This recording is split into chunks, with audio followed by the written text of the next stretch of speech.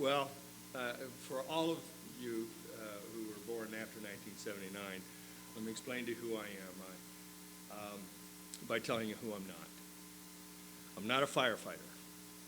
I'm not a paramedic. I played one on TV, though. Played Los Angeles County firefighter paramedic Johnny Gage on a television show called Emergency from 1972 to 1979. And when we ended that show in 1979, all of us, the cast, the crew, the writers, directors, technical advisors, technical consultants, we all moved on to other shows, other jobs, other things. But for me, the experience of having, it was just so profoundly life-changing for me that I never really could successfully separate myself from this job that I was so privileged to portray for those 7 long but incredibly short years. And when I first got into it, before I was Johnny Gage, when I was just a young kid who they picked to play the character, I met a guy who was just promoted to captain, and he said, "Kid, there's 2 kinds of people in this world: those who want to be firefighters and those who are." And I thought to myself at the time, man, that's the most incredibly arrogant thing I think I've ever heard in my life.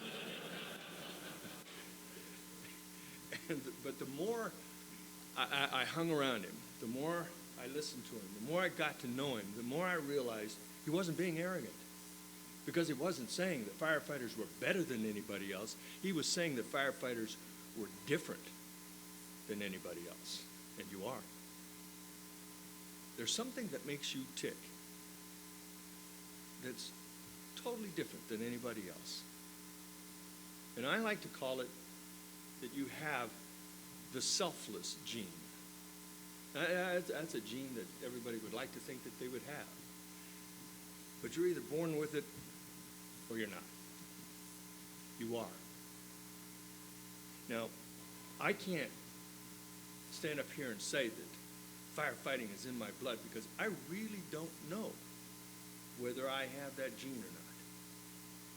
But I can tell you this, it sure did get under my skin. So much so that even after all this time, 30 plus years, I still can't resist making a U-turn and following red lights and siren down the street. And my dog loves it when I do that too.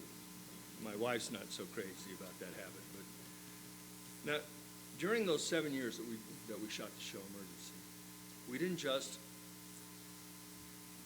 memorize dialogue and recite it in front of a camera. Before we ever started, they told us, you're going to go down, you're going to take the paramedic course.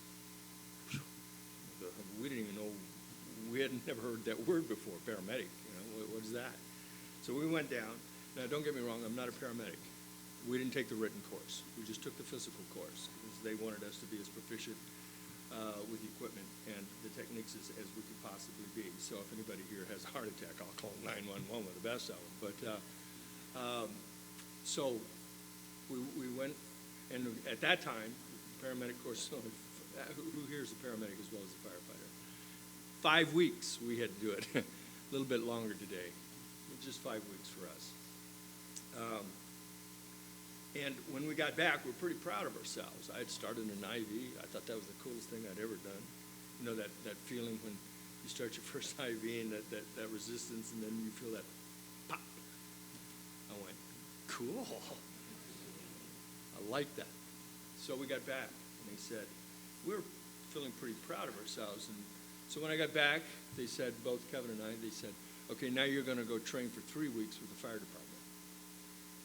I'm like, okay, we're just young kids. We go where we're told. We humped hose for three weeks. We came back feeling really darn good about ourselves. But we didn't just learn how the job was done.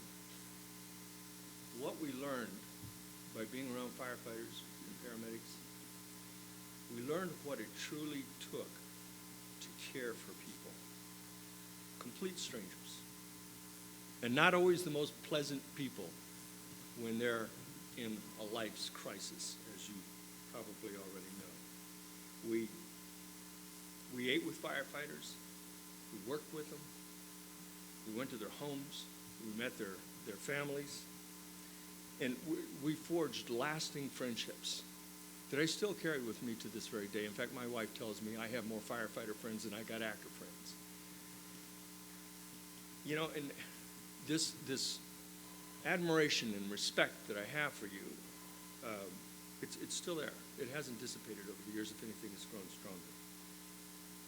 Your world has and will always be a part of mine. Now, I'm not here today to tell you stories about emergency. I'm not here today to try to sell you anything.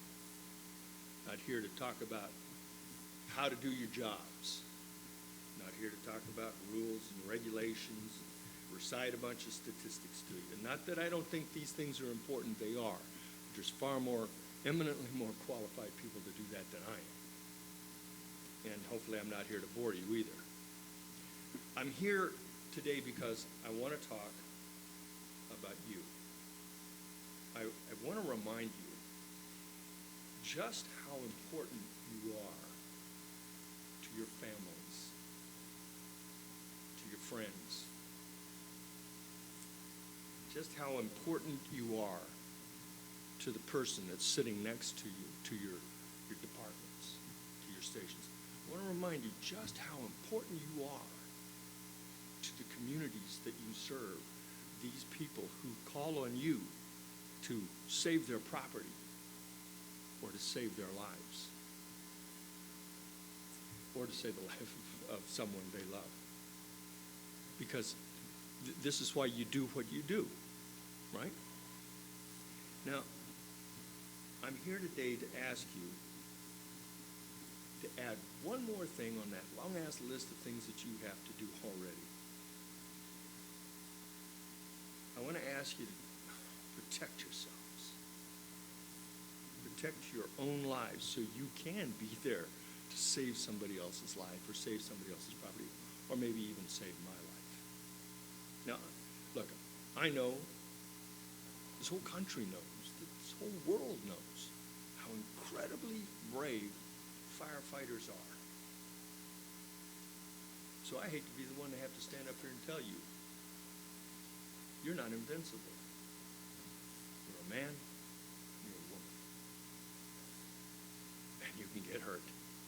You know this. Even though you may think at times that you're Superman, always remember, Superman's got his kryptonite. I'm here today, look, I'm not here today to talk about these enormous risks that you take. You knew about these risks when you took the job. It's calculated. You knew it. You accepted it. And God bless you for it. I'm not here today to talk about those risks. I'm here today to talk about unnecessary risks. Let me ask you, if you could add 10, 15 more years to your life or your career, why wouldn't you do it? No, seriously, why wouldn't you do it? Tradition? Tradition's important. It is. Tradition is important to a firefighter. It's sacred to a firefighter. It's as much a part of you and what you do as that gene I was talking about. But sometimes, some traditions need to change. Sometimes those traditions can be a double-edged sword.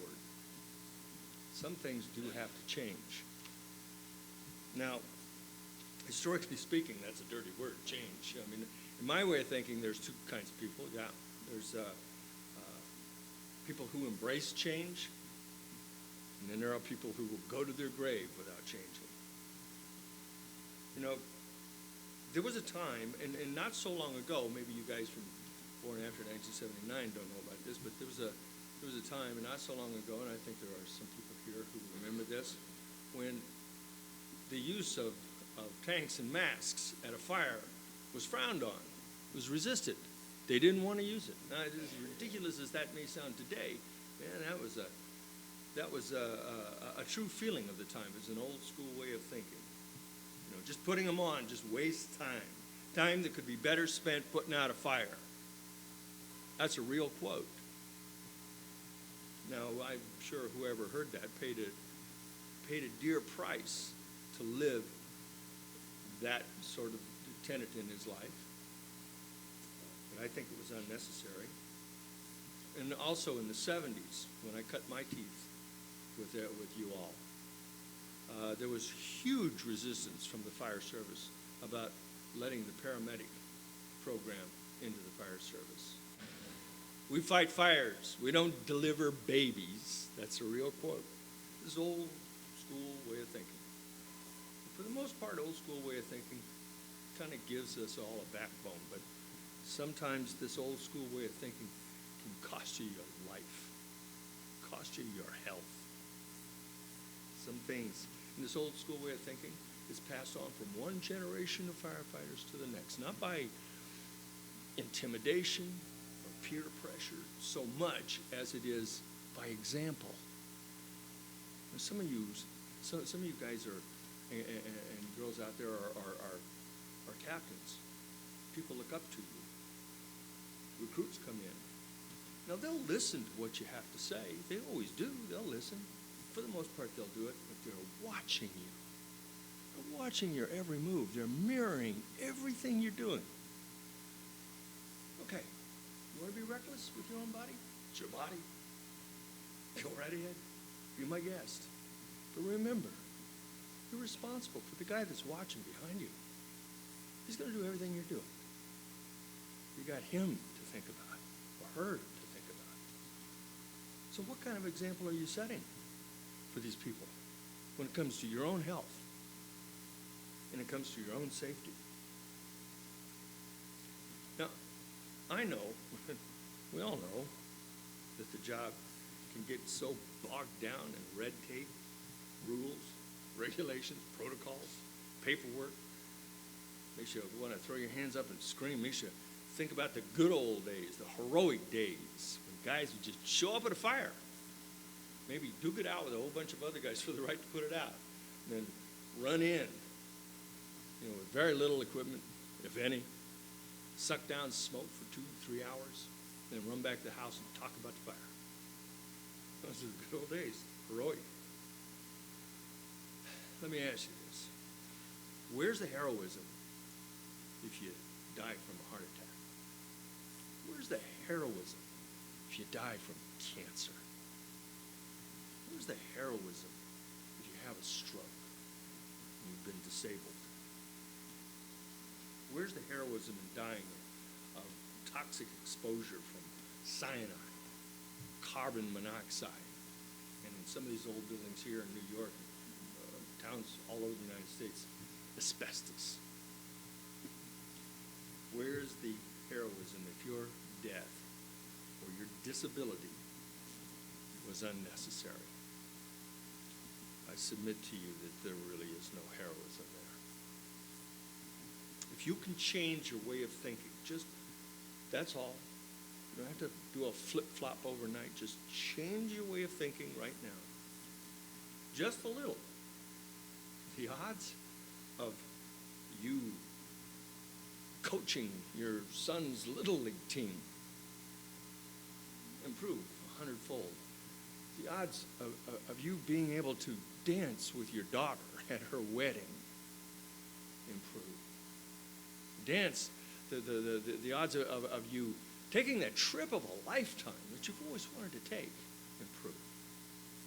The odds of you holding your first grandchild in your arms, it improves.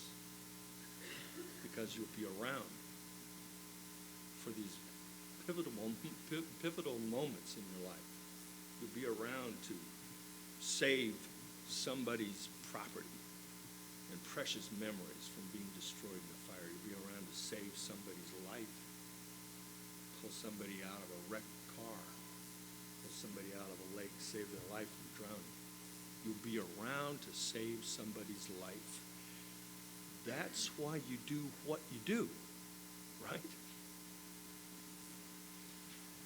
And my respect for you And my admiration for you runs a hell of a lot deeper than just having worked with you for 7 years. You saved my sister's life. In 1987, during a driving rainstorm in Houston, Texas, my sister was T-boned in a car while she was driving with her 6-year-old son. And her injuries were such that she had to be medevaced out. When she was on that helicopter, she died. And a firefighter paramedic and a flight nurse brought her back and worked on her until they got her to the hospital. 7 years ago, in upstate New York, my sister danced with that same 6-year-old boy at his wedding. In 1975, in the winter of 1975, December, while I was shooting the show Emergency, how embarrassing is this, I almost died from carbon monoxide poisoning. I was shooting the show Emergency, and I was renting a house out in Topanga Canyon, California. And I didn't know it, but I had a malfunctioning heater. For about a week, carbon monoxide was seeping up through the floorboards. And the only thing that was saving my life is that I'm claustrophobic, and I always have to have a window open in the house, and that window happened to be over my bed.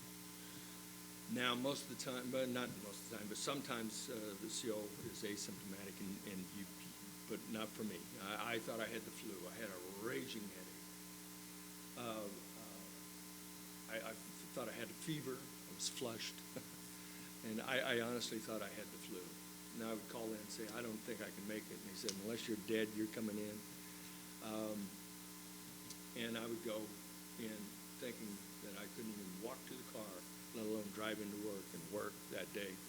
And as you know how physical the job can be. You know, you're running here, you're lifting that, you're rappelling down this, and pretty soon I'm not feeling so bad. I'm flushing myself out, I'm getting some air, I'm getting some oxygen. I'd go home. It'd be cold, December. And I knew that I had a week before we were going to get off for Christmas, and I was going to go back to see my grandparents in Nebraska. And I didn't want to miss that. I walked home one night, or walked into my house one night, and I said, you know something, as long as I have that window open, I'm never going to get well.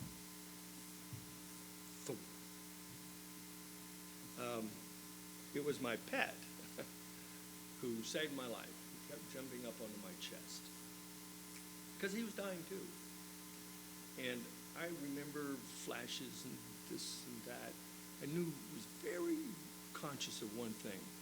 I knew I was dying, but I couldn't figure out why. Why am I dying? But I knew it was. I was slipping. I was just slipping and floating. Nothing I could do about it. I didn't want to. But I was like, oh my God, why? What happened? What's happening to me? I got on, this stuff will make you stupid too. You can't make a clear thought when you're on carbon monoxide. You got to remember that. If you think you've been exposed to that point, you're leading these guys behind you. You're making stupid mistakes. You would think, would dial 911. No, it didn't even come into my mind. I called my landlord. I don't even know how I knew his number. And I'm laying on the floor telling him, I'm dying. And he said, hey, we're all dying. But he heard something in my voice. So he called. Sheriff showed up, LA County Sheriff. He showed up first. I guess because I'm an actor, I got to be on drugs, right? I'm overdosed. He wanted to get me off the floor into the hospital as quick as he could. The 2 firefighter paramedics who showed up, they weren't so sure. Now, apparently there was this huge argument between the 2 firefighters and the sheriffs. The sheriff felt he was first on scene. It was his scene. They said, unless you're a doctor, it's our scene. And they finally deduced that it was carbon monoxide poisoning. They put oxygen on me while I was on the floor, put me in the ambulance, kept the oxygen on me, got me to the hospital, and the doctors told me that given the amount of CO that was in my system, that had they not put me on oxygen while I was on the floor, I would have died. So, when I stand up here and I ask you to take care of yourselves, it's personal. You saved my sister's life. You saved mine. I owe you way more than you owe me. I owe you my life. Not just a career. I owe you my life. And I owe you my sister's life. And if I can just get one of you, just one, to walk out this door and to take your health and your safety a little bit more seriously, then you will help me repay a debt that I don't think I can ever really repay. But you sure help me to take a step towards repaying it. It isn't just your department's job to ensure your safety and your health. It isn't just your union's responsibility to ensure your health and safety. It's your responsibility too. If taking care of your own health isn't important enough to you, then let me remind you, this job isn't just about you. It's about all those people I've been talking about. All those people whose lives will be changed, and not for the better, forever, if you're not around to do what you do. Just change your way of thinking. That's all I'm asking you here today. Exercise more. Don't think that running into a burning building is exercise enough for the day. Eat healthier. Lose weight. If you smoke, quit. And for God's sake, get yourself medically checked out as often as you can. Because I don't have to tell you, look, I'm preaching to the choir here. I don't have to tell you the number one killer of firefighters is not fire. It's not explosions. It's not building collapse. Heart attack. Number one in the nation, heart attack. And heart attacks can be prevented. All I'm asking you to do is to just protect yourself so you can be there to protect others, because that's why you do what you do. There's an important, really important new rehab standard that was developed, and it was developed by the National Fire Protection Agency. And you need to know about it, and you need to understand it. It's simple, it's straightforward, and there's plenty of people around to explain the details to you if something stumps you. And this standard 1584, it was designed to help reduce and or eliminate unnecessary risks to the firefighter and to the paramedic in the field. I'm just the messenger. I, for personal reasons, want you to educate yourself, motivate yourself to do anything and everything you can to improve the odds that you will be around tomorrow to do what you were born to do. Now, because of what happened to me, I have a special interest, obviously, in carbon monoxide. There's other poisons out there that will kill you, but carbon monoxide, that's a common denominator there. You guys see it every day. And I've read articles in the paper, and you read them all the time. Everybody reads them all the time. You open the paper and you hear about entire families who have died because of the furnace, hot water heater, generator, especially down in Florida after earthquake. You hear about all these people who die.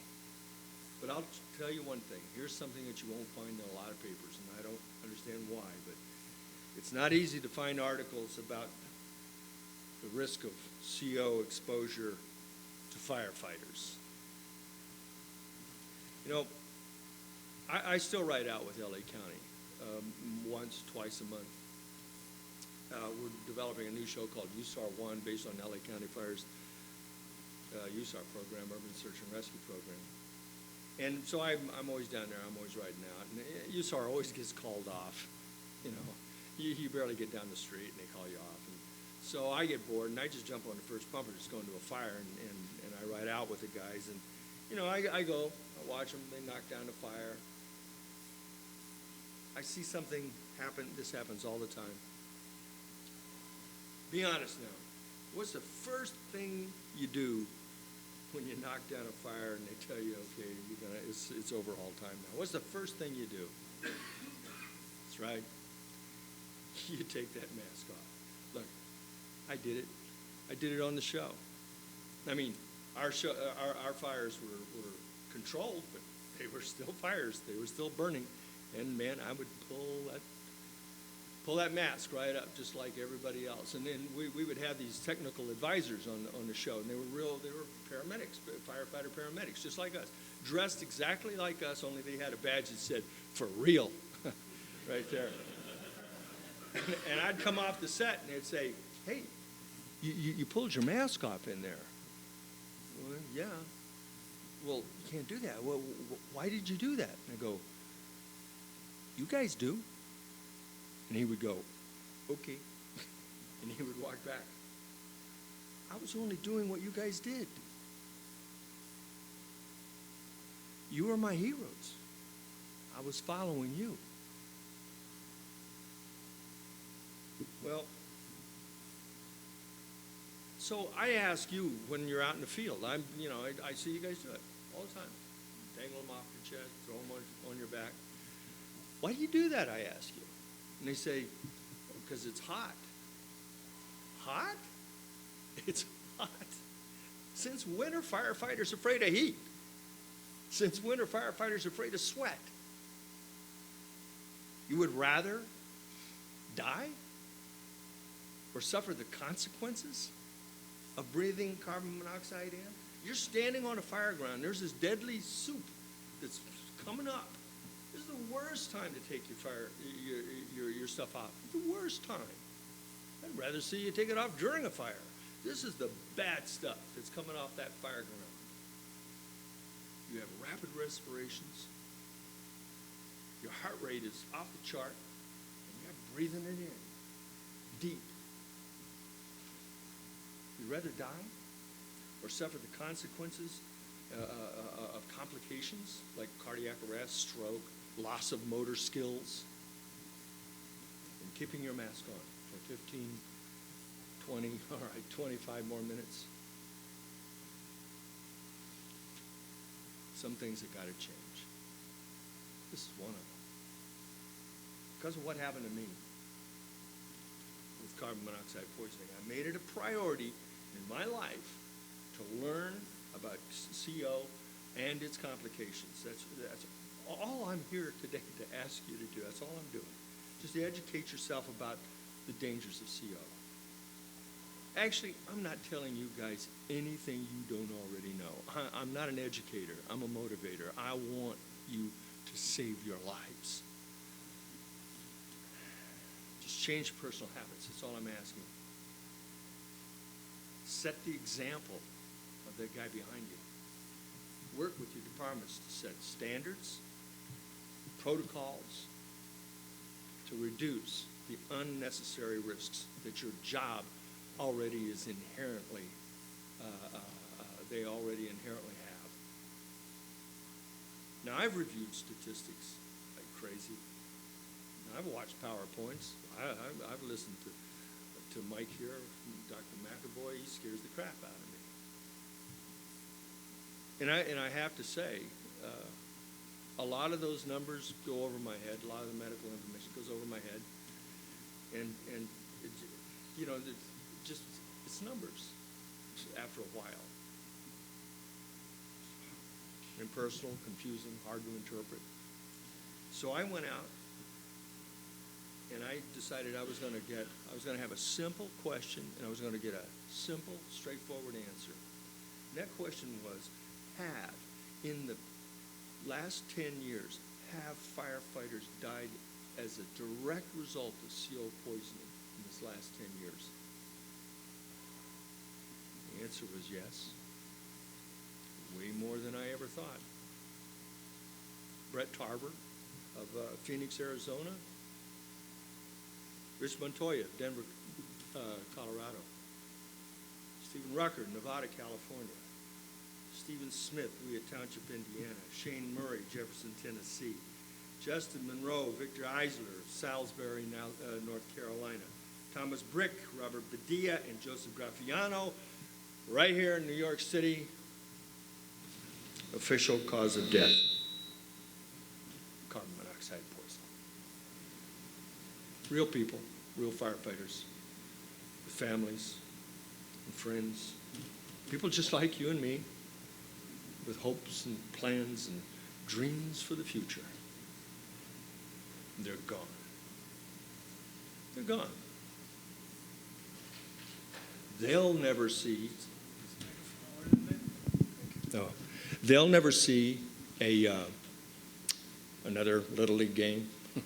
They'll never dance with their daughter at her wedding. They'll never take a great, wonderful trip they've always dreamed about. They'll never hold their grandchild in their arms. Oh, and this list is far from complete. So all I can do is just pray that no more names will be added to that list. But we all know that's bullshit. So all I can do is pray that no one in this room is ever on this list. And I heard a quote a long time ago. I thought it was the dumbest thing I ever heard. But then you get old and you start thinking, well, maybe that's not such a dumb quote. We have to take care of our bodies. It's the only damn place we have to live. Last year, I asked Massimo, who makes it possible for me to stand up here and talk to you guys. And I've worked for a lot of studios, a lot of people, you know. I don't think I've ever worked for anybody quite like Massimo before. They defy everybody's definition of what a corporation is and what a corporation does. So I sort of tested them. I asked Massimo if they would help finance this little film that I wanted to do for you. And I don't know whether you know it or not, but it's not cheap to do films, especially when it's so much CGI involved. And without blinking an eye, and I asked them too, and I said, and also, could you not put your product in it? Man, how many corporations would do that? They didn't blink an eye. They said, if it will save firefighters' lives, yes. And that was it. They said, do what you want. And this is the result of that. And I want to tell you that, you know, sure, my sister has her own production company. Sure, she produced it. I wrote it and directed it. But Massimo made this possible. And I'll forever be grateful to them. I hope you enjoy it, and I hope it scares the bejesus out of you, and if it doesn't, and if I haven't, I know Mike will. So Mike, come on up here and scare him. Oh, and if you want a copy of this, you know, either see me or I'll hand them out, or you can go down to the Massimo booth and they'll give you whatever you want. Just promise me this one thing. Take it back to your station and make at least 5 people watch it, okay? You'll save their lives, and you'll help me repay a real debt to you.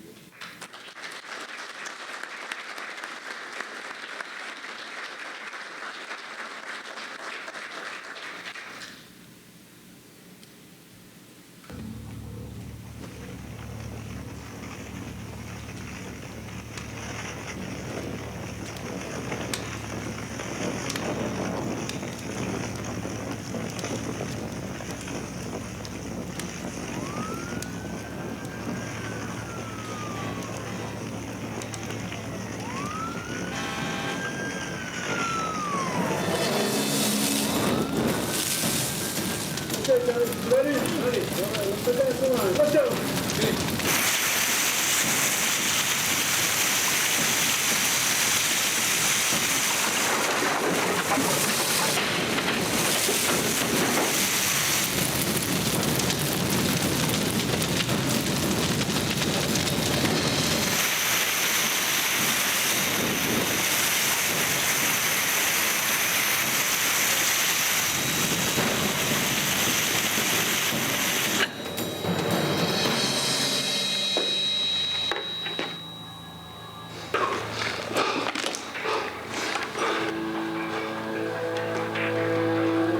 Chief, from fire attack. Go fire attack. Chief, we got knocked down right now. Everything looks clear. Good work. Start overhaul. Copy. All units, start overhaul. Repeat, start overhaul. Hey, Jim, go ahead and get the tools and meet us back here. Okay, you got it.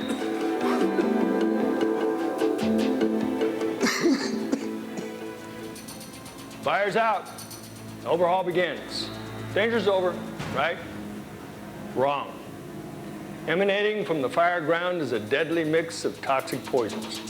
Cyanide, carbon monoxide. And when you take your mask off during overhaul, with an elevated heart rate and rapid respirations, you're breathing it in. Carbon monoxide, CO, a silent killer. You can't see it, you can't smell it, and it's the #1 cause of poisoning deaths in the world. The people most at risk?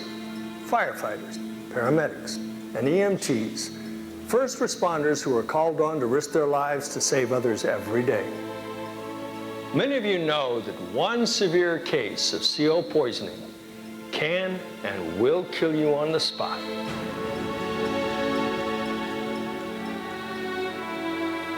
But what you may not know is that even moderate CO exposure robs your heart and brain of oxygen, increasing your risk for heart attacks and strokes, even 24 to 72 hours after a fire. Consistent CO exposure, even at low levels, can cause serious damage as well, leading not only to heart attacks and strokes, but neurological disorders, lifelong disability, and premature death. We now know that countless numbers of firefighter deaths have been associated with CO poisoning. Look, the #1 killer of firefighters is not fire, or explosions, or building collapse, but heart attacks. 50% of firefighter line-of-duty deaths are from heart disease or stroke. And CO exposure increases that risk. Firefighters take necessary risks every day, but CO is an unnecessary risk. Educate yourself on CO. Wear your mask during overhaul.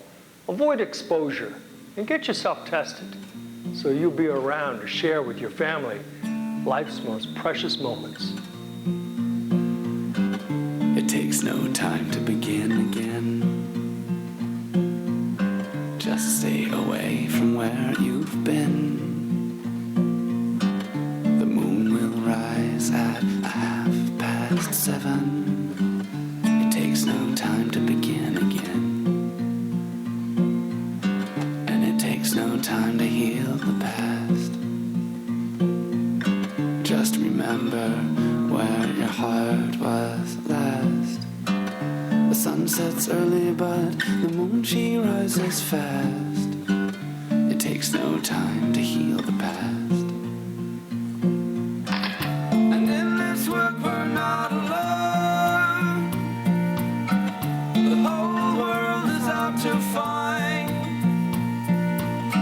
how to make the rose and violins sing their strings, move us further down the line.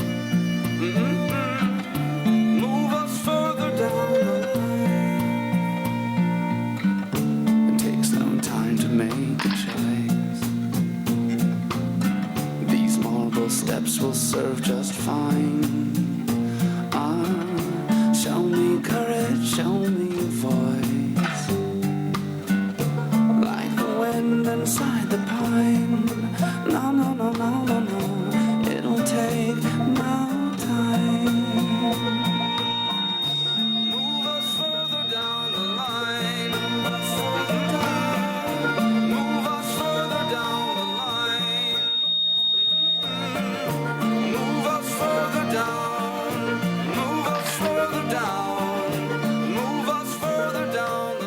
you a statistic.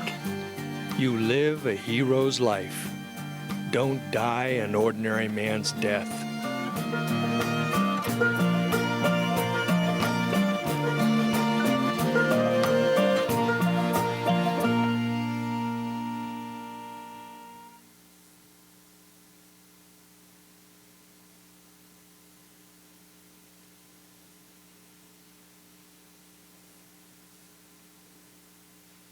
That website, you can actually order a copy of the DVD, and then we have copies of the DVD in the Massimo booth. So if you want to get one while you're here, that's a pretty short video, which is pretty powerful too. So it might be something you want to take back to your department. I'm going to let me put the slides back up here.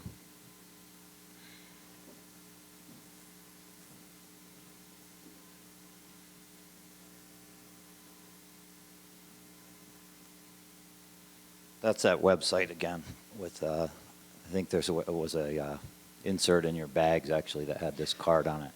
What I want to do is talk a little bit about what's happened with carbon monoxide, and unlike Randy, I can't stay still, so I'm going to walk around a little bit. A couple disclosures I have to give you on the Speakers Bureau for Massimo and also for Physio Control, and I'm going to talk about products that both of those companies make, so you need to know that. In case I say what a great magazine Fire Engineering is, that's because I'm their EMS editor, so it's an obvious prejudice that I carry around. And I'm not going to talk today about any unlabeled uses of drugs or medical devices, which is kind of an FDA disclaimer that's supposed to go in medical talks. So I'll put these slides up on my website, so if you see some slides that you want, I'll stick these up here sometime later this week if you want to pull those down. And see already, there's propaganda making its way into my talk from Fire Engineering. What I want to do is kind of do an overview. In 2007, I was at the symposium in Chicago and talked a little bit about what's happening with carbon monoxide and what's happening with cyanide. And I talked about it as a poison, that it's something that is very elusive as a poison. We call it the great imitator in medicine because it looks like a lot of other things, and it's very difficult to diagnose. As a gas, if we filled the room with it now, colorless, odorless, tasteless, there's really no indicator that it's there. If you're a hazmat geek or you want to be one, it has a vapor density very much like atmospheric air, so it's not going to rise up or sink down. It disperses pretty well throughout an atmosphere. Pretty wide lower and upper explosive limit with bad time to light a match when you got a lot of CO in the atmosphere. And its IDLH, immediate danger to life and health, how many parts per million it takes to kill you in 30 minutes, is pretty high. Like most people would say, well, that doesn't seem like it's a dangerous gas to have an IDLH that is that high parts per million. But we know that poisoning people can happen with low levels over a long period of time just as much as a high level over a short period of time. And that's one of the problems with it as a poison.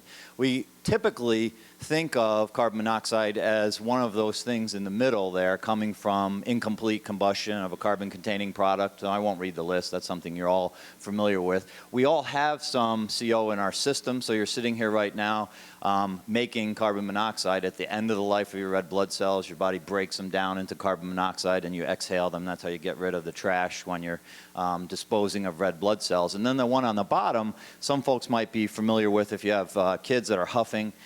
They'll sometimes huff paint thinner, which breaks down into the liver into carbon monoxide, so methylene chloride. And those are the sources. That's where we get carbon monoxide from. The fact that we all have some in our body makes it even more confounding because when we're looking for it, it's in everybody. So poisoning people sometimes takes some additional amount of it beyond what you manufacture. If you're a smoker, you have a little bit more in your body. If you're not a smoker, a little bit less. If you live in an urban area like here in New York, you probably have a little bit more than if you live in a suburban or a rural area. It is the #1 cause of poisoning deaths in every industrialized country in the world. And so that's another issue, I think. When we think about poisoning, if I say poisoning, carbon monoxide doesn't usually come to our minds. And that's changed our focus as a fire service and how we approach it, recognizing that it really is a significant cause of deaths for people who are poisoned. And I think that's something just to keep in the back of your mind. Even a single exposure to carbon monoxide, surviving it is not necessarily something that puts you without any harm. So there's two organ systems that are affected by carbon monoxide, are the brain and the heart. And I'll show you some evidence from some studies that concerns us now with firefighters when we're looking at the occupational exposure that's fairly unavoidable to some degree in the job that you're doing, even when you're wearing your BA. This study was done in Sweden, where they're always trying to prove that if your husband or wife or coworker smokes, they're killing you by smoking if you're a non-smoker. So what they did in Sweden was they studied about 20,000 men for an 18-year period of time. They picked 8,300 of those men who were never smokers, people who had never picked up a cigarette in their life, and they measured their blood levels of carbon monoxide. And then what they did was they followed them for an 18, 19-year period of time and looked at the health effects based on what their carbon monoxide levels were when they tested them. So all of us have some in our blood, maybe 1% carbon monoxide. If you're a smoker, you probably have more than 5%. If you go out during the break and have a big fatty, you're probably up in the over 10% range. Once you're over 15%, you tend to have some symptoms with that, and you're actually poisoned. But what they did here is they compared this highest quartile to the lowest quartile, and what they found in the difference between those was if you lived or worked with a smoker in Sweden, that you actually had a relative risk of having a cardiovascular event, an MI or a stroke, of 3.7 times what it would be if you did not live or work with a smoker. And your incidence of death was more than double. And so, kind of fascinating study. And here's what worried me about this study, is when I study firefighters and say, what is the usual carbon monoxide level in a firefighter? They happen to fall in that high quartile. And even if you're wearing your air all the time, you have this occupational exposure to diesel fumes, to gasoline-powered tools, to the environment that you work in, that puts you fairly close many times to what a smoker's level of carbon monoxide is. And then we wonder, why do firefighters have a higher incidence of cardiovascular disease than John Q. Public, when they tend sometimes to be healthier than the public and yet have the same risk, if not greater risk? And I think one of the things that U.S. Fire Administration is going to find out with studies that we're doing now is maybe carbon monoxide is a culprit in some of the cardiovascular disease that firefighters sustain. Interestingly, you'll see charts like this that say, here's some symptoms, and these symptoms correlate to a level of carbon monoxide in your bloodstream. They don't. And every time that somebody attempts to study carbon monoxide and say, how could we pick out a poisoned patient in the emergency department or in the ICU, just by signs and symptoms alone, it doesn't work. And so interestingly, why I show you this chart is, don't look at the numbers, but look at the signs and symptoms. And really what you have when you see people are carbon monoxide poisoned is presenting like the flu, kind of similar to what Randy talked about. He thought he had the flu. And oftentimes that makes the diagnosis of carbon monoxide poisoning somewhat challenging for people in emergency departments. Even haunted houses, you go back in the literature and look at studies of haunted houses, many of those weren't haunted at all. They were houses that had blocked flues on the furnace or something that caused carbon monoxide to build up in the house, and people started seeing things that weren't there, acting strangely, hearing sounds and that sort of thing. I keep meaning to call those HBO people and say, hey, you should check into this with those houses that you feature on your show. So all of this together gives us a missed diagnosis rate of up to half of the patients that come into emergency departments with carbon monoxide poisoning. We miss it. And if you think about it, if you were an emergency department physician and said, I'm going to get a blood gas on every single patient that comes into the emergency department with flu-like symptoms, you'd be fired in a week, because that would just slow down the throughput through the emergency department tremendously. So it's pretty easy to miss those diagnoses. And we've heard a lot in the last few years about cyanide. And so this is a chart which you may have seen if you've gone to a talk about cyanide, as a culprit in keeping people dead who die in fires. And interestingly, when you compare carbon monoxide in blue to cyanide in red, one of the things that you see in study after study after study after study is that they're both there. And so carbon monoxide is definitely a risk, no matter where or what you're doing in the fire service. No matter what we study with carbon monoxide, we find it present. And I'll show you some new data from the underwriters' labs about that, but you've probably seen studies, NIOSH reports of firefighters who have died from carbon monoxide poisoning. You may look at the injury rates that are reported, some from NFPA, some from the U.S. Fire Administration, and you see inhalation injuries make up a significant part of what happens to firefighters on the fire ground. And so there again, carbon monoxide exposure is clearly related to inhalation injuries. And so we've had an ability to test for this since around 1948. they developed this exhaled carbon monoxide meter, and I know some of you have probably used those in your services. I used it for about 10 years in my home department. They were made in the UK originally to determine whether people were cheating when they were trying to quit smoking. Their health insurance is premised on whether you say, "All right, I'm going to have heart surgery next week." Well, you can't have it until you quit smoking. Okay, we'll come back to the clinic and blow into this little meter, and we'll find out whether you actually quit smoking or not. And it's fairly accurate for that purpose. The problem with using it on the fire ground, you can see the one on the bottom there proves a point that anything you make orange and put Velcro on will sell to EMS. The problem with using it in the fire service has been that you have to hold your breath for 20 seconds, and I know the times I most wanted to know carbon monoxide level on a firefighter, they could barely breathe, much less hold their breath for 20 seconds. And then it has to be calibrated similar to any other gas meter. So it posed some challenges to use in the pre-hospital environment. In 2006, the pulse oximeter, called a co-oximeter, with the ability to actually measure carbon monoxide along with oxygen in the body, hit the market. And that device doesn't require calibration. It gives you continuous information. And that's become the tool that we've started to use with a great degree to measure carbon monoxide in firefighters during rehab, in response to carbon monoxide alarms, in situations where we're looking at patients in a medical setting. So that's sort of become the de facto tool that has replaced the exhaled device that people use. And so what's happened since that device came on the market from then until now, since 2006 till now? Well, the first thing is that it's in multiple monitors. It's not just a handheld device. It's in the Physio monitors. It's in the Zoll monitors. It's going to shortly be in the Philips monitors. So anywhere where you have oximetry, those people have the ability to put that module into it so that you can measure carbon monoxide with any of your conventional monitors that you use. The second thing is that protocols have been developed, oftentimes evidence-based protocols that say, all right, I get a certain reading, what am I going to do with that reading, and how do I treat a patient? And so those sort of things, I'll talk to you a little bit about where you can get your hands on protocols like that. But in December 2010, a survey of 74 big cities said, do you have the capability now to measure carbon monoxide on patients non-invasively? And 82% of them have that technology. And the ones who don't have it of that group, more than half of them intend to add it within the next year. So it has a pretty good penetration. It's something that it's out there, and I'll bet you that many of you are probably familiar with it or use it.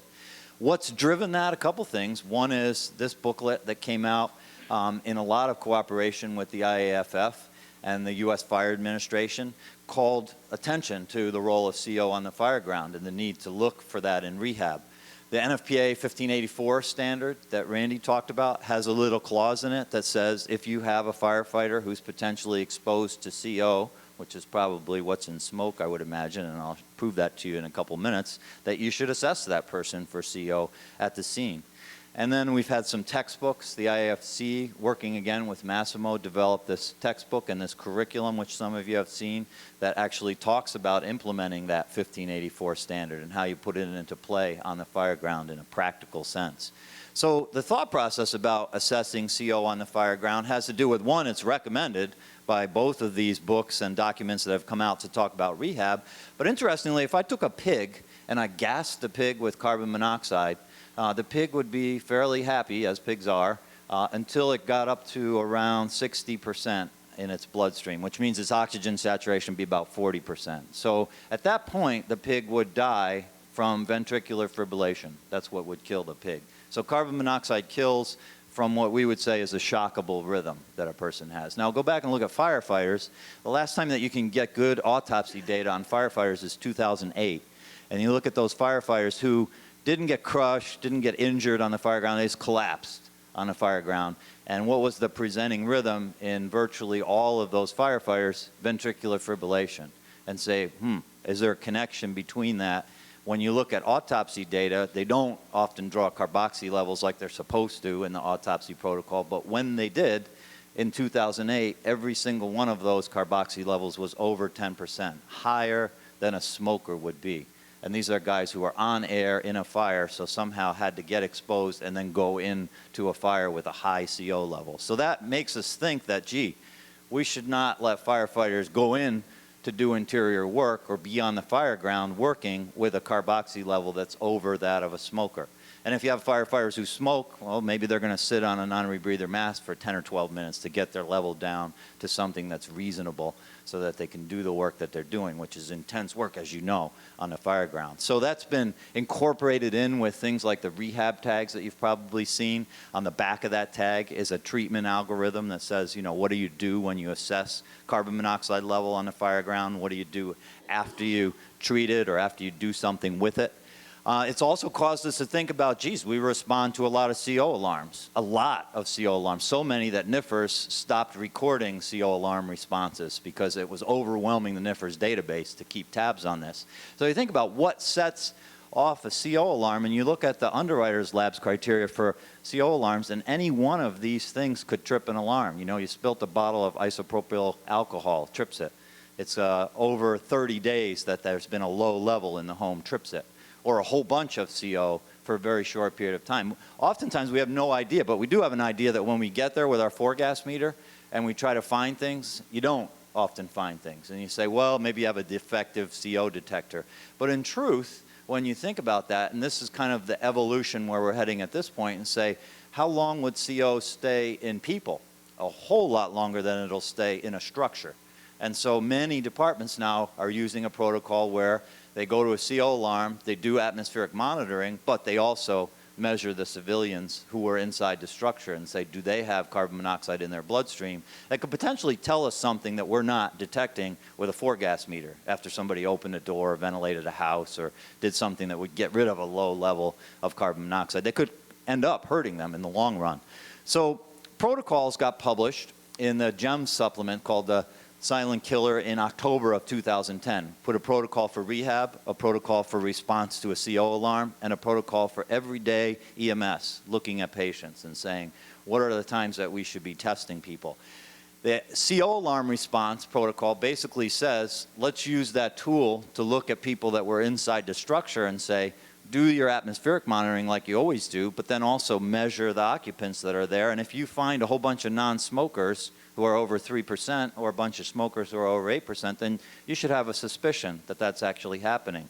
And if you're in a structure where you're trying to determine the source of a CO leak, like a huge nursing home where they're saying, well, transport all 167 patients to the hospital so that they can be tested for CO. Well, now not only can you screen them on the scene and avoid having to move an entire MCI from one place to another, but you can also use that to determine by the highest levels, where's the leak? Where's the problem in the structure? So interesting piece of information physiologically. Anybody who's symptomatic, and this is something that I think applies to any screening tool that we use, if somebody's symptomatic, regardless of what the tool says, we treat them. So anyone who has symptoms gets put on oxygen. And then there's a routine assessment protocol that you would follow for people once you actually do something with them. So, well, how did he get in that picture? If you think about it, the ubiquitous nature of carbon monoxide and the fact that it's so difficult to detect as a poison sort of says that we probably should screen every patient. And if we have a non-invasive tool that can do that, and it's built into monitors, anytime that we're doing pulse oximetry on somebody, we potentially are going to find poisoned patients that we had no clue were poisoned. And I'll show you some examples of times that that has happened around the country. So kind of the thought process now, as we moved from 2006 to 2011, where we sit today, is every patient we see should be getting screened for carbon monoxide. And I'll show you what happens if you were in an ER and you did that at the door of the ER. Every occupant at a CO alarm call should get screened, and then firefighters should get screened during the rehab process. And I think those are the times when that technology plays into what we do. Those are the times when we want that sort of evidence. And one of the caveats here is that that's not replacing clinical judgment, and that's been a big issue with physicians, where they say, well, now, what are you saying? You're going to give people a tool, and then they're going to use that tool to rule out the fact that somebody's sick or rule out the fact that they need to go to the hospital. No, we're not replacing your judgment. And I think that's important with any diagnostic tool that we use. You know, you can see a normal 12 lead in somebody who's evolving into a big STEMI. So clearly you have to use clinical judgment at the same time as you're using a tool. So some of the cases that have happened, Colorado, a firefighter was in rehab and he had a high level of carbon monoxide. Nobody else on his engine had that kind of a level. They discovered he had a gas stove in his apartment that was leaking CO. and he was going into work every day, 7, 8%. They screened him in rehab and said, geez, you know, what are you doing that's different than the other 4 guys that you're working with? Another Colorado incident, the fire department was checking a seizure patient, and they discovered that she was nearly toxic, 20% carbon monoxide, measured her boyfriend, who happened to be there with her, and realized that the both of them were living in a house that had carbon monoxide poisoning. Seizure, that had nothing really to do with the carbon monoxide situation. Washington State, a fire captain traveled in his brand new department SUV 3 hours to an EMS meeting. Somebody came to do a demo and said, geez, you have an awful high CO level, and it turned out there was an exhaust leak in this brand new department SUV. Maybe they gave it to him on purpose. I don't know. But upstate New York discovered a near fatal CO poisoning in a patient who had called EMS for the 3rd time in a week and said, I have these pounding headaches. I've been to 2 different emergency departments. I need to go to a different one. They screen the patient, and they find a blood level of over 30% carbon monoxide in that patient. Went to his home and found some incredible concentrations of CO from a plugged flue on the furnace in the home.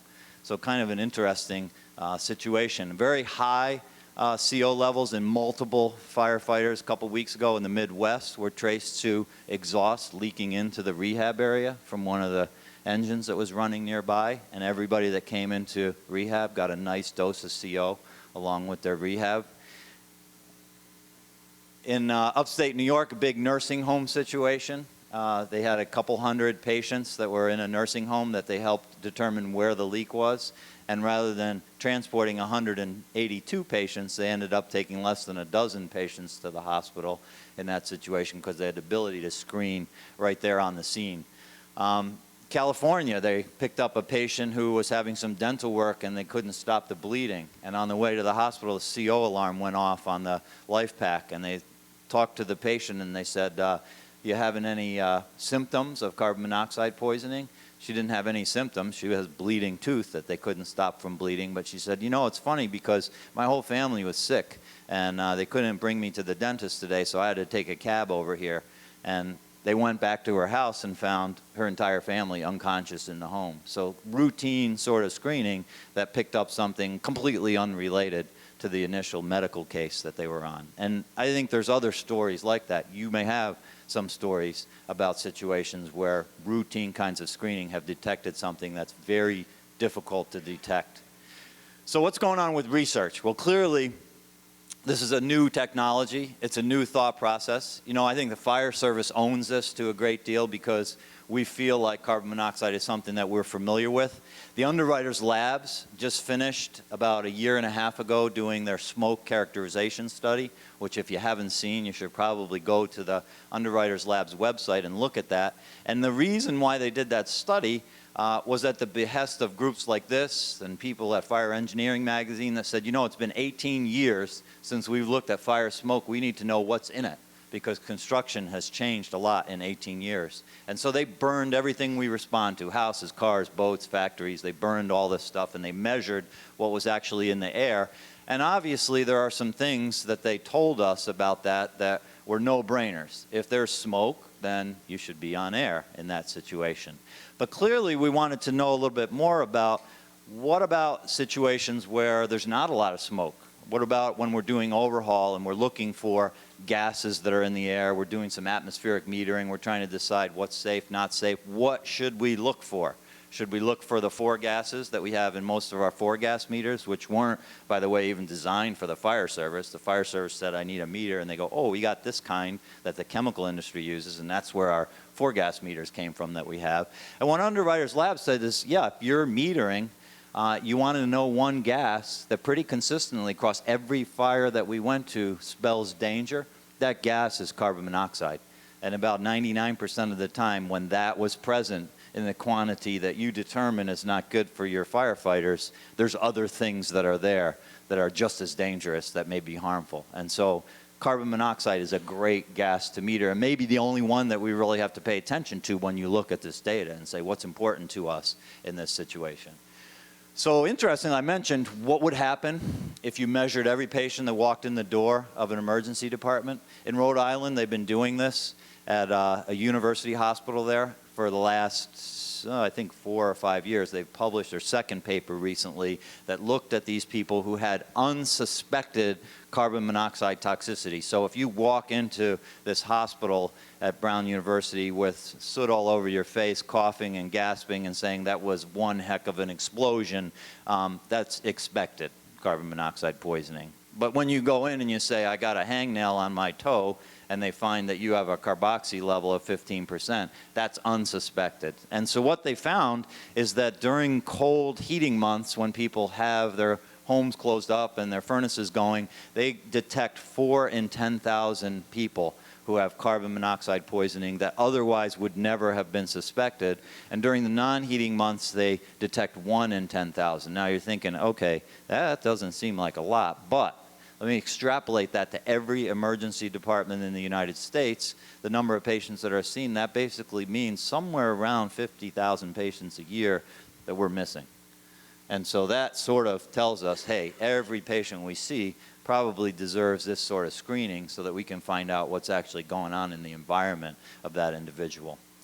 So you might have heard some things about accuracy. And there was a study published, done actually here in New York City, which, by the way, this is where I cut my teeth. I was born down here in Queens. I worked as a medic in 1978, started in the Lower East Side of Manhattan, then went to Cabrini and worked there for a few years. So I'm kind of happy to see that the city where I got my start, and finally realized that the best way to deliver EMS is through a fire-based system. So it's good that they finally come around to that way of thinking. But a study done here in the city at one of the hyperbaric chambers reported on 120 patients that they studied and found a sensitivity of the device of 48%. Now what that means is when you say sensitivity, if I take everybody who's poisoned, the device will find 48% of them. Now that's not very good, right? And so that caused some consternation when they published that study. And it was interesting because that was just one study. There were many other studies that had found much more accuracy with the device, and in fact the FDA approved the device with a plus minus 3% accuracy, and clearly that's pretty close to a blood gas machine essentially. So that was troubling to a number of people, and in fact even the Eagle, so you see Dr. Pepe wandering around here, the big Eagle himself, had a presentation on it and said, you know what? With this one study, even though it's just a single study, we got to be a little bit cautious until something else comes out that's a little bit more powerful, which happened last month actually in the same journal, the Annals of Emergency Medicine. Roth, who studied a huge number of patients at the largest hospital in Europe, actually in Vienna, looked at the accuracy of the device in those patients and found a 94% sensitivity. And so his finding was, geez, you know, when I screen a whole lot more people than was done here in New York City, I find a whole lot more accuracy with the device. And I think that was fairly reassuring. So if you have physicians who are like, give me the latest data, well, that's last month when you look at a good accuracy study of what was done with the device. So the company obviously was concerned about that as well, and they took a look at it. So if you're looking at this technology, if you have it, here's what's happened to it in the last few months. They took some engineers and assigned them to work on it and said, you know, we need to really improve the sensitivity and the accuracy of the device as much as we can. And so they dramatically improved it in a place where it had some struggles, and the struggles were when you have a low oxygen saturation. In fact, a blood gas machine has those same struggles. When you have low oxygen saturation, it's a little bit troubled when it's trying to do co-oximetry. It also recognized that when your saturation is less than 90%, the accuracy is not good enough to be giving you a number, and so it won't any longer do that. So new probes that were invented for it and released after May say when the SAT's less than 90%, you're not going to get a CO because we can't give you an accurate CO. So do you really care about it if the SAT's less than 90%? No, I mean, if you pull somebody out of a burning building and their SAT's 85%, you're going to bag them up and resuscitate them a little bit before you really care about what their carbon monoxide level is. It also has this problem with methemoglobin. So methemoglobin, we don't have enough time to talk extensively about methemoglobin, but methemoglobin comes from nitrates. So if you're giving somebody nitrates, or if cows are pooping in well water and people are drinking the well water, it's potential to get some methemoglobin poisoning. And really the big cause of methemoglobin poisoning is that cetacane spray.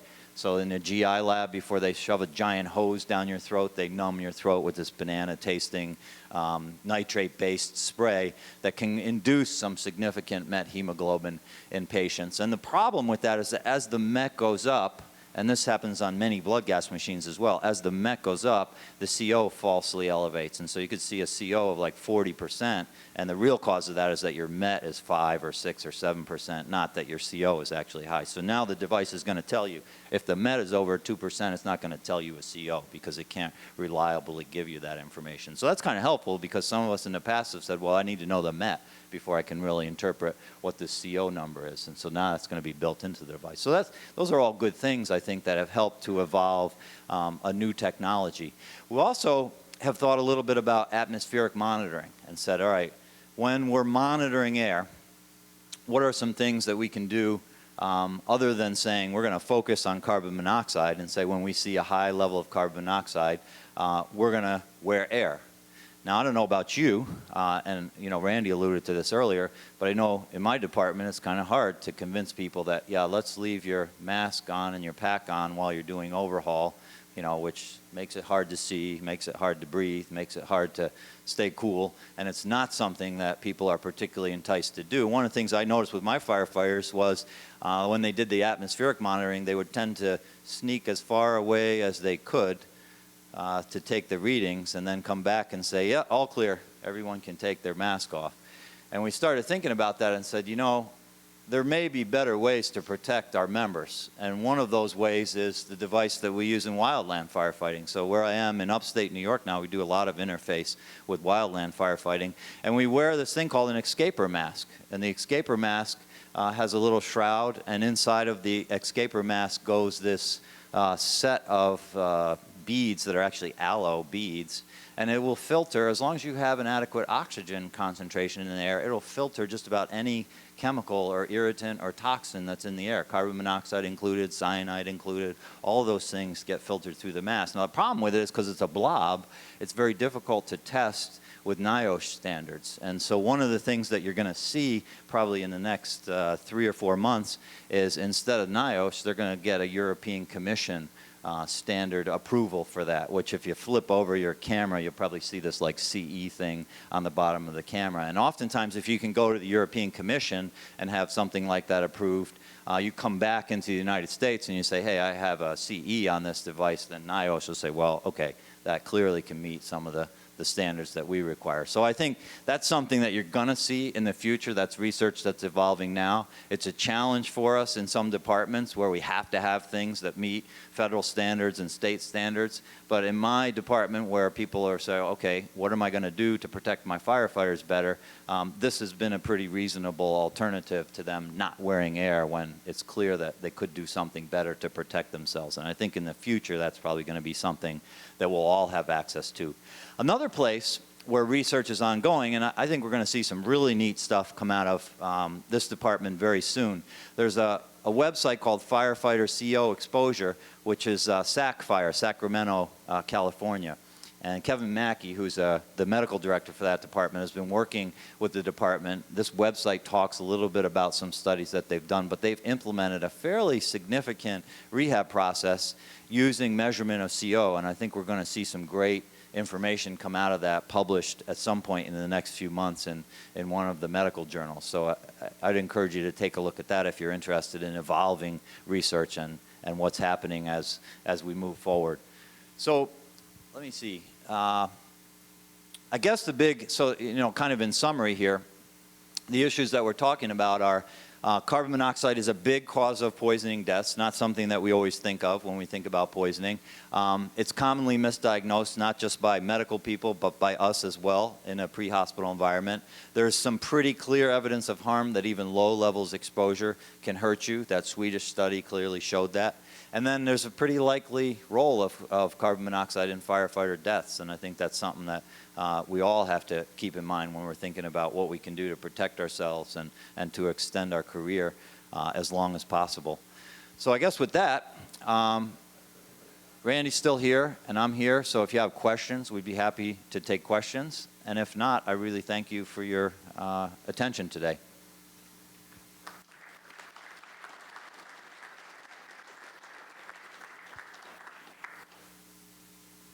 Any questions? Oh, is the escaper mask a one-time use? The mask itself lasts for about 3 or 4 months, and when it starts to lose its effectiveness is when the beads dry out, and so you wet the beads again, and the mask is good again until it dries out. And we're typically getting about 9 or 10 months out of a mask before it starts falling apart, and then you have to replace the filter piece of it. So, and then the shroud that it goes into, those last until somebody tears it up, basically. So.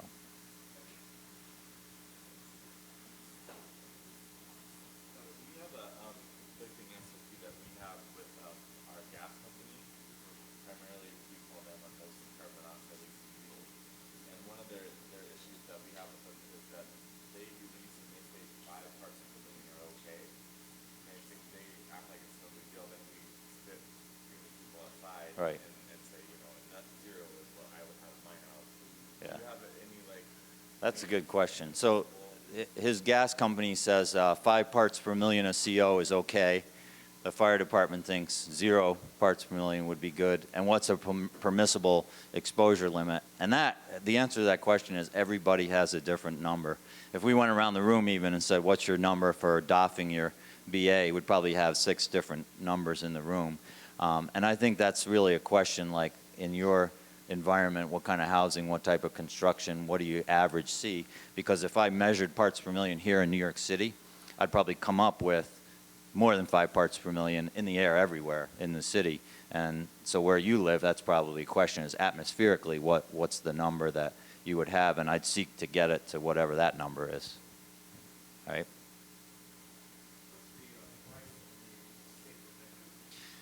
How much does an escaper mask cost? I think the mask, the whole thing itself, like if you buy one with the filter is like $24, $25, but the filters themselves are $5 or $6. And we actually also give them to homeowners when they come back to go in to get their belongings. And we give them to fire investigators and have them wear them when they're doing the investigation. And I think the cost that we're presuming is that it's about $6 per person when we give those masks out. So how that breaks down into what they use. You know where else you see them is after the World Trade Center, a lot of big companies started giving them to their employees that work in high-rise as sort of a tool for escaping when there is a fire. And not that it gives you oxygen, but at least it protects you from irritants and things that you might inhale. So you also see like a consumer version of it that's used for industry to give to their employees. They keep them under their desks.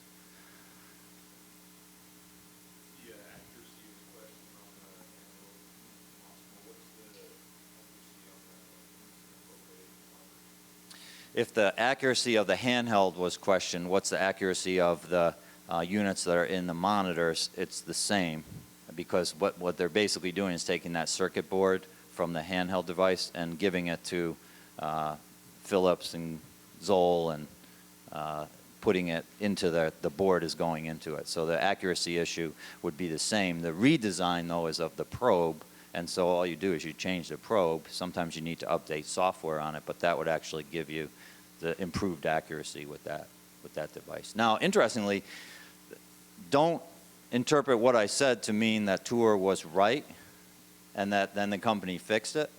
What I'm saying is that Tour did a study that had an accuracy which alarmed everybody, and Tour's study still stands as the only one now of 6 studies of accuracy that seem to find inaccuracy. So when you have one report of inaccuracy and you have multiple reports of more accuracy, and then the most recent one being a huge number of patients, you say, okay, I think I'm going to lean with the one that's the huge number of patients when you're looking at the data accurate, right?